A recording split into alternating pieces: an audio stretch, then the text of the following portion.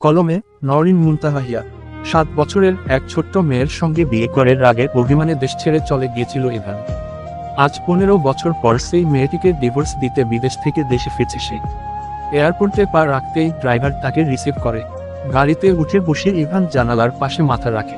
15 বছর পর ফিরে এসেছে নিজের শহরে। শহরটা আগের মতো নেই, সবকিছু বদলে গেছে, কিন্তু রোদের সেই মিষ্টি গন্ধ এখনো এক। বিদেশে থেকেও প্রতিটি দিনে এই শহরটাকে, এই মাটিকে মিস করেছে সে। তবুও মায়ের ভুল সিদ্ধান্ত তাকে করে তুলেছে সবকিছুর থেকে দূরে। হঠাৎ করে ইভানের চোখের সামনে ভেসে ওঠে 15 বছর আগের সেই দিনগুলোর স্মৃতি। তার মা অরুণা বেগম একজন সাধারণ গৃহিণী, আর বাবা রাশেদ চৌধুরী শহরের পরিচিত ও সম্মানিত ব্যবসায়ী। অরুণা বেগমের বান্ধবী রাশিদা বেগম, যার স্বামী এক দুর্ঘটনায় মারা গিয়েছিলেন, তখন মেয়েকে নিয়ে কিছুদিন চৌধুরীর বাড়িতে আশ্রয় নেন। রাশিদার সেই ছোট্ট মেয়েটির নাম ইনা, মাত্র 7 বছর বয়স। এই নামটা শুনলেই ইভানের শরীরে ঘৃণার একটা শিহরণ খেলে যায়। তখন ইভান ছিল 15 বছরের কিশোর, ভীষণ মেধাবী, স্বপ্ন ছিল বিদেশে গিয়ে পড়াশোনা করার। অন্যদিকে ছোট্ট ইনা ছিল দুষ্ট, চঞ্চল, সবসময় এসে ইভানের ঘর এলোমেলো করে দিত। ইভান তাকে কখনোই পছন্দ করত না, ওকে দেখত একরকম কাজের লোকের মতো। একদিন যখন ইভান রুমে বসে পড়ছিল, ইনা এসে জিনিসপত্রে হাত দেওয়া শুরু করে। রেগে গিয়ে ইভান একটা থাপ্পড় মারে ইনায়াকে। রাশিদার মেয়ে কাঁদতে শুরু করলে অরুণা বেগম ছুটে আসে। ইভান, তুমি ওকে থাপ্পড় দিয়েছ? আম্মু, ও তো কাজের মেয়ের মতো আচরণ করছে, সাহস কি করে ওর আমার রুমে আসার? এই কথার জবাবে অরুণা বেগম নিজেই ছেলেকে থাপ্পড় দিয়ে বলেছিলেন, ইনা কোনো কাজের মেয়ের মেয়ে না, সে আমার বন্ধুর মেয়ে, আর এই বাড়িতেই থাকবে নিজের মেয়ের মতো। সব এক আর দিনের সেই থাপ্পড় ইভান কখনো ভুলতে পারেনি, বরং ইনার প্রতি তার ঘৃণা আরো গভীর হয়ে যায়। 3 মাস পর রাশিদা বেগম মারা যান। ইনা তখন ভেঙে পড়ে কান্নায়। রাশিদার ভাই এসে ইনায়াকে নিয়ে যেতে চায়, কিন্তু অরুণা বেগম প্রতিশ্রুতি রক্ষা করতে চায়। তবে সমাজের চোখে একটা পরিচয় দরকার, আর তাই অরুণা বাধ্য হয়ে 7 বছরের ইনার সাথে ইভানের বিয়ে দিয়ে দেয়। তাতে ইভান আরো ক্ষিপ্ত হয়ে ওঠে। এই মেয়েকে আমি কোনোদিন বউ হিসেবে মেনে নেব না। ফকিন্নি একটা মেয়ে। ইভান দিন দিন খারাপ ব্যবহার করতে থাকে, ছোট্ট মেয়েটিকে অপমান, অবহেলা, নির্যাতন করতে থাকে। চা ঢেলে দেওয়া, মারধর, সবকিছুই চলত। অবশেষে বাধ্য হয়ে অরুণা বেগম ইভানকে বিদেশ পাঠিয়ে দেয়।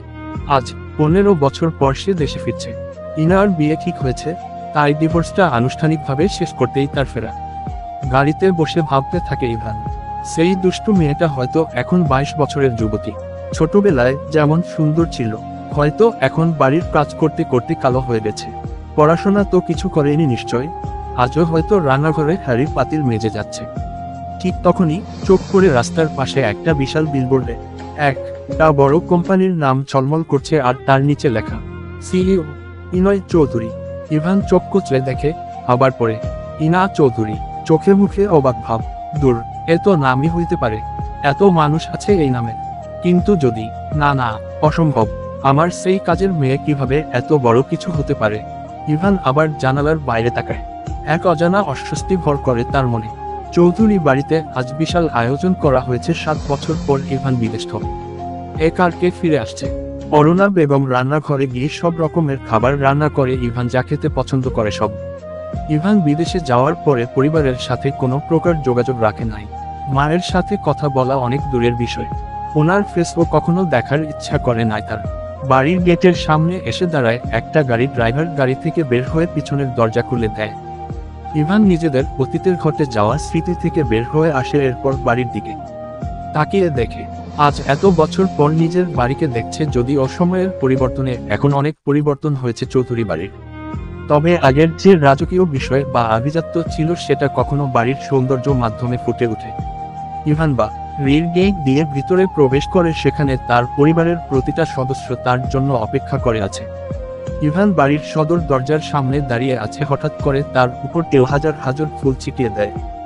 ইভান সামনে তাকিয়ে দেখে তার ছোট বোন নাতাশা দাঁড়িয়ে আছে। সেটা দেখে ইভান হাসে। নাতাশা এক দৌড়ে তার ভাইকে জড়িয়ে ধরে আর বলে, ভাইয়া তুমি এসে পড়েছো, জানো তোমাকে অনেক মিস করেছি আমি। তুমি এতদিন কোনো বাড়িতে ফিরে আসো নাই ভাইয়া। নাতাশার কথা শুনে ইভান হাসে। সে যখন বিদেশে চলে যায় তখন নাতাশা খুব ছোট ছিল, তবে ছোটবেলা থেকে তার বোন বড্ড অভিমানী, তবে ইভানকে সে অনেক ভালোবাসে। ইভান ও তার ছোট বোনকে জড়িয়ে ধরে বলে, তোর ইভান ভাই ও তোকে অনেক মিস করেছে, আর বিদেশ থেকে তার ছোট বোনের জন্য অনেক সুন্দর সুন্দর গিফট নিয়ে এসেছে। আই রিয়েলি মিস ইউ বনি। ইভান আর নাতাশার খুনসুটির মধ্যে তার বাবা এগিয়ে আসে তার কাছে। নিজের ছেলেকে এত বছর পর দেখে শক্ত করে জড়িয়ে ধরে তাকে। ছেলের সাথে কথা বলার জন্য অনেক চেষ্টা করছে মিলন সাহেব, কিন্তু ছেলের জেদের কাছে হার মানতে হয়েছে তাকে। তবে আজ 15 বছর পর ছেলেকে দেখে আবেগ সামলে রাখতে পারে নাই। তবে সকলের মধ্যে একজন বাড়ির কোনায় দাঁড়িয়ে দূর থেকে ইভানকে দেখে যাচ্ছে। সে হলো অরুণা বেগম। ওনার সাহস হচ্ছে না ইভানের সাথে কথা বলার। 15 বছর যেই ছেলেকে দেখার জন্য সে অপেক্ষা করছে, কান না করছে, কথা বলার জন্য 1000 বার ফোন করেছে। আজ সেই ছেলে যখন তার সামনে এসেছে তখন সব কথা যেন হারিয়ে গেছে, মনের মধ্যে ভয় জন্ম নিয়েছে তার। ইভান সবার সাথে কথা বলে, বাড়ির ভিতরে ঢুকে তার চোখ চায় এক জায়গায় আকার নয়তো হয়ে দাঁড়িয়ে থাকা মহিলার দিকে। ইভান এগিয়ে যায় তার কাছে, সামনে গিয়ে একটু ঝুঁকে পায়ে হাত দিয়ে সালাম করে। কেমন আছো আম্মু? বিদেশ থেকে এতদিন পরে ফিরে এসেছি, নিশ্চয়ই খুশি হও নাই? তবে কি করব, যেহেতু হ্রস্ব উকার এই দেশ জন্ম, তাই কোনো না কোনো দিন ফিরে তো আসতে হবে। অরুণা বেগম বুঝতে পারে তার ছেলের রাগ এখনো এক বিন্দুও কমে নাই, বরং সেটা সময়ের সাথে দ্বিগুণ বেড়ে গেছে। অরুণা বেগম নিজের আবেগ নিয়ন্ত্রণ করে শান্ত গলায় বলে, এখানে খুশি না হওয়ার কি আছে ইভান? তুমি এই বাড়ির ছেলে, বিদেশ থেকে পড়াশোনা শেষ করে ফিরে এসেছো, এখানে খারাপ কি? আর আমি তোমার মা, ছেলে এত বছর পর ফিরে এসেছে সেটা দেখে অবশ্যই খুশি হওয়ার কথা আমার। খুশিটা ঠিক, তবে তোমার আচরণ দেখে মনে হচ্ছে না। আচ্ছা বাদ দাও, তোমার সাথে কথা বলতে আমার ইচ্ছা করছে না, কারণ আমি তাই রুমে যাচ্ছি। ইভান অরুণা বেগমের দিকে আর না তাকিয়ে নিজের রুমের উদ্দেশ্য রওনা দেয়। অরুণা বেগম নিজের চোখের পানি আর ধরে রাখতে পারে না। মিলন সাহেব এগিয়ে আসে আর বলে, অরুণা যার জন্য সারা রাত জেগে রান্না করলে তার সাথে একবার ভালো করে কথাও বললে না। নিজের ভালোবাসা কতদিন লুকিয়ে রাখবে ইভানের থেকে? ইভান আমার ছেলে মিলন, ওর চোখ দেখে বুঝতে পারি ওর মনের মধ্যে কি চলছে। ছোটবেলা কোনো ঘটনাও এখনো ভুলতে পারে নাই, তাই আমার ভালোবাসার কোনো মূল্য ওর কাছে বর্তমানে নাই। অরুণা বেগম কথাটা বলে দীর্ঘ শ্বাস ফেলে। এরপর নাতাশাকে বলে, ইনা কোথায় নাতাশা? ও কি বাড়িতে এখন? নাতাশা হেসে বলে, আম্মু তুমি যে কি বলো, ইনা কি এই সময়ে কখনো বাড়িতে থাকে? দেখো গিয়ে অফিস, সে কোনো জরুরি বিষয়ের মিটিং করছে, অথবা কোনো বিজনেস কোনো কাজ করছে। অরুণা বেগম কথাটা শুনে হাসে। পাশ থেকে মিলন সাহেব বলে ওঠে, আজকে নতুন একটা কাজ শুরু হবে, কিন্তু কতজন গুন্ডা কাজ হতে দিচ্ছে না। মনে হয় তোমার মেয়ে এখন তাদের পিটাতে গিয়েছে। তুমি ভালো করে জানো অরুণা, তোমার মেয়ে লস একদম পছন্দ করে না। খুন সেটা আর বলতে, আজকে যে সেই লোককে কে বাঁচাবে? অন্যদিকে একজন লোক তার সাথে বেশ অনেক হ্রস্ব উকার এন্ডা নিয়ে একটা বিল্ডিং এর মধ্যে অবস্থায় করছে। দড়ি দিয়ে বেশ কয়েকজন শ্রমিকে বেঁধে রাখা হয়েছে। গুন্ডাদের মধ্যে যে মেইন লিডার উনি বলেন, এই লিটনের না কথা পরেও এই জায়গায় কি করে বিল্ডিং ঘরে উঠতে পারে? নারী, তোদের মালিকের এত বড় সাহস যে এই লিটন আদেশ না মেনে কাজ শুরু করে। আজকে তোরা বুঝতে পারবি এই লিটন কি জিনিস। যদি কারোর সাহস থাকে তাহলে আমাকে আটকে দেখা। লিটনের কথাটা শেষ হওয়ার আগে পিছন থেকে একজন শ্রমিক সামনে এগিয়ে আসে, যার মুখ দেখা যাচ্ছে না। সে এসে বলে, কি হয়েছে লিটন সাহেব? কোনো সমস্যা? শুধু শুধু আমাদের সাথে কোনো আটকে রেখেছেন, দয়া করে ছেড়ে দেন। শোন, তোদের কোম্পানির মালিক আমার কথা অমান্য করে এই বিল্ডিং তৈরি করেছে, যার শাস্তি তাকে পেতে হবে। যা তোদের এমডি কে খবর দেও, এসে বাঁচিয়ে নিয়ে যাক তোদের। এই কোম্পানির এমডি আমি। কি সমস্যা তোর? হঠাৎ করে একটা মেয়ের কণ্ঠ শুনে লিটন পিছনে ফিরে তাকিয়ে দেখে সেই শ্রমিক নিজের পরনের জামা খুলে, এরপর নিজের মাথা থেকে মুখোশ খুলে সেখানে শ্রমিকের ছন্দবেশে একটা মেয়ে ছিল, পড়তে তার ফরমাল ড্রেস। সেই মেয়ে এগিয়ে আসে লিটনের দিকে। লিটন বলে, কে তুমি? আমি ইনা, এই কোম্পানির MD. So mister Liton, nice to meet you. Liton কথাটা শুনে তার পাশে থাকা লোকদের ইশারা করে ইনায়াকে মারার জন্য। তবে ইনা বলে ওঠে, আচ্ছা এখানে কি কোনো বাংলা সিনেমার শুটিং চলছে যে নায়িকা এসেছে সেজন্য সবাই তাকে মারতে যাচ্ছে? আর মিস্টার লিটন এই ইনায়াকে মারার আগে একবার পিছনের দিকে তাকিয়ে দেখে নেন, দেখা যাবে আপনার মারার ইচ্ছার থেকে মরার ভয় বেশি থাকবে। না কথাটা বলে পিছনের দিকে দেখিয়ে দেয় লিটন তার সামনের দিকে তাকিয়ে ডুব দিলে, কারণ ইনার পিছনে অসংখ্য বডিগার্ড দাঁড়িয়ে আছে, যার সামনে তার লোকেদের সংখ্যা অনেক কম। হঠাৎ করে লিটনের মাথায় কেউ একজন রোদ দিয়ে জোরে বাড়ি মারে, যার ফলে সে মাটিতে পড়ে যায়। ইনা নিজের হাতে থাকা রডের মধ্যে থেকে গড়িয়ে পড়া রক্ত দেখে হাসতে থাকে। এরপর নিচু হয়ে লিটনের কাছে ঝুঁকে বলে, এই ইনার সাথে সত্যিটা করার অপর নাম হলো মৃত যুগ। এই শহরে শুধু আমার রাজত্ব চলবে, অন্য কারো না কখনো সম্ভব না। লিটন সাহেবের মাথা থেকে অতিরিক্ত রক্ত বের হচ্ছে। সে বলে, তোকে আমি দেখে নিব। তোর মতো এইরকম গুন্ডা মেয়ে আমি 100 জন্ম দিতে পারি। তোকে আমি খুন করে ফেলবো। ইনা, আমার বাপে আমার মতো কাউকে জন্ম দিতে পারে নাই, তুই কি করে দিবি? আর তোর সাথে আমার আর কখনো দেখা হবে না, কারণ পৃথিবী থেকে চির বিদায় নেওয়ার সময় তোর হয়ে গেছে। গুড বাই লিটন গুন্ডা। ইনা কথাটা বলে রোদ দিয়ে আরেকটা আঘাত করে ওর মাথায়, যার ফলে ওর মৃত্যু হয়। তবে ওর সাথে থাকা গুন্ডারা ভয়ার্ত চোখ নিয়ে দাঁড়িয়ে আছে, তাদের শরীরে কাঁপছে। কারণ জীবনে কোনো মেয়েকে তারা এত সাইকো হতে দেখে নাই। ইনা তার হাতের রড ফেলে দিয়ে ওদের দিকে তাকিয়ে একটা হাসি দেয় আর বলে, আচ্ছা, এখানে কি কিছু হয়েছে? আপনারা কি জানেন এই লিটন সাহেব কি করে মারা গেল? শ্রমিকদের কাজ করার সময় হঠাৎ করে একটা রড এসে পড়ে লিটন সাহেবের মাথায়, যার কারণে উনি মারা যান। ভেরি গুড, এই কথাটা যেন মাথায় থাকে, না হলে ভুলে যাওয়ার জন্য ভবিষ্যতে হয়তো মাথায় থাকবে না। ইনা কথাটা বলে শ্রমিকদের সকলের হাতের বাঁধন খুলে দেয়, এরপর তাদের কাজ করার আদেশ দেয়। প্রায় 2 ঘন্টা পর অরুণা বেগম আর মিলন সাহেব বসে আছে সোফায়। ঠিক তখন দরজা দিয়ে প্রবেশ করে ইনা। সে এক মিষ্টি হাসি উপহার দিয়ে যখন অরুণা বেগমকে জড়িয়ে ধরতে যাবে, তখন অরুণা বেগম বলে, এই ইনা, কোনো জড়িয়ে ধরা চলবে না। আর আমি কারো মামুনি নাসরো, দূরে সরে যা। ইনা বুঝতে পারে তার মামুনি রাগ করেছে। সে হেসে জোর করে জড়িয়ে ধরে অরুণা বেগমকে। এরপর বাচ্চাদের মতো কিউট ফ্রেশ করে বলে, আরে সরি মামুনি, আজকে বাড়িতে ফিরে আসতে দেরি হয়ে গেছে। কি করব, অফিসের অনেক জরুরি কাজ ছিল, যার জন্য টাইমার ফোন ধরতে পারি নাই।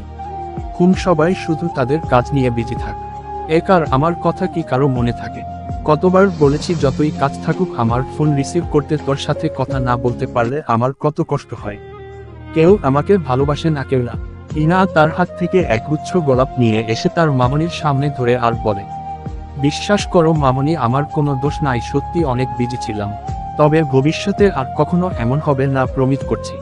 এখন আমার মামনি এই গোলাপের জন্য হলেও তার ইনায়াকে মাফ করে দেখ। অরুণা বেগম হেসে ইনায়াকে জড়িয়ে ধরে, আর ইনা খুব ভালো করে জানে তার মামনির রাগ কি করে কমাতে হয়। তবে সব দেখে পাশে থাকা মিলন সাহেব বলে, কি দারুণ দৃশ্য, মামনির জন্য গোলাপ ফুল নিয়ে এসেছে একজন, কিন্তু তার ভালো বাবার জন্য কিছু আনে নাই। কেউ সত্যি এই বুড়োকে কেউ ভালোবাসে না। আরে ভালো বাবা তুমি আমার, যা তোমার কথা সবসময় আমার মনে থাকে। এই দেখো, তোমার জন্য উপহার নিয়ে এসেছি, তোমার পছন্দের মিষ্টি। সত্যি, কিন্তু এইটা কি ঘুষ দেওয়া হলো? একদম না, আমার মিষ্টি ভালো বাবার জন্য মিষ্টি নিয়ে এসেছি। আই লাভ ইউ ভালো বাবা। ইনা সবার সাথে কথা বলে নিজের রুমে চলে যায়। অরুণা বেগম সেটা দেখে হাসে, তবে তার মনে এক ভয় কাজ করছে, ইভান যদি ইনায়াকে দেখে তাহলে কি করবে, আর ইনার রিয়েকশন কেমন হবে। অরুণা বেগম ইভান বা ইনা কাউকে নিজের জীবন থেকে দূরে করতে পারবে না। রাত ইভান যখন ছাদে যায় তখন হঠাৎ করে তার চোখ চায় ছাদের এক পাশে দাঁড়িয়ে থাকা এক রমণীর দিকে। পিছন দিকে ফিরে সে দাঁড়িয়ে আছে, তার সুন্দর রেশমি চুল হালকা বাতাসে উড়ে যাচ্ছে। মনে হচ্ছে কোনো পরী দাঁড়িয়ে আছে সেখানে। ইভানের মনে বড্ড ইচ্ছা হয় সব একার এই মানুষরূপী পরিকর দেখতে। ইভান কাছে যায়, পিছন থেকে তার কাঁধে হাত রাখে। হঠাৎ করে ইনার কাঁধে কেউ হাত রাখার কারণে সে চমকে পিছনে ফিরে তাকায়। তবে ইনা ছাদের বেশ নিকটে দাঁড়িয়ে থাকে, তবে হঠাৎ করে তার শরীরে টাচ করার ফলে সে একদম পিছনে চলে যায়, যার ফলে সে পড়ে যেতে লাগে। তার আগে এক পুরুষ তার সমস্ত শক্তি দিয়ে তার হাত ধরে ফেলে। ইনা ভয়ে চোখ বন্ধ করে ফেলে, চোখ খুলে দেখে সামনে এক সুদর্শন পুরুষ দাঁড়িয়ে আছে, নারী যাকে এই বাড়িতে আগে দেখে নাই। সে ইনা বলে, আপনি কে? ইভান এখনো ইনার হাত ধরে আছে, তবে সে সামনে দাঁড়িয়ে থাকা নারীর রূপে মোহে হারিয়ে গেছে। ইভানের বড্ড জানতে ইচ্ছে হচ্ছে এই মেয়ে পরী না নারী। ইভান বলে, তুমি কে পরী? পরী কথাটা শুনে ইনা অবাক হয়, এত রাতে কোত্থেকে পরী আসবে? সে কিছু বলতে যাবে এর আগে ছাদে নাতাশা এসে ডাক দেয় ইনায়াকে। নাতাশা বলে, ইনা।